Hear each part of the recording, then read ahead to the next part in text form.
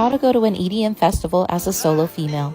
EDM festivals are one of the most magical events you can experience. Without a large group of trusted friends, it could be a daunting experience for a solo female. But I'm going to share some tips that will help you be able to confidently explore your festivals alone. My first tip is to arrive to the festival grounds early in the daytime before gates open so you can explore the area. When you understand where you are, you can easily request Uber rides or be picked up in a safe spot instead of wandering around the streets at 1 or 2 a.m., especially when Uber and Lyfts are maxed out due to high rider volume. My second tip is do not drink or take any mind-altering substances. Since you're alone, you want to make sure you're aware of your surroundings and your mind is in your sharpest state. You can still have fun, take an edible, drink a beer, but you need to make sure that you're aware and have all your senses and faculties. Which brings me to my third tip. Do not join any groups of all men. Though festivals are full of love and laughter, as a solo female at these big events, you still need to be wary. So if you need any help, find your nearest girlie. Don't be afraid to talk to other women. They will help you. And if you need emergency assistance, find your nearest aid booth.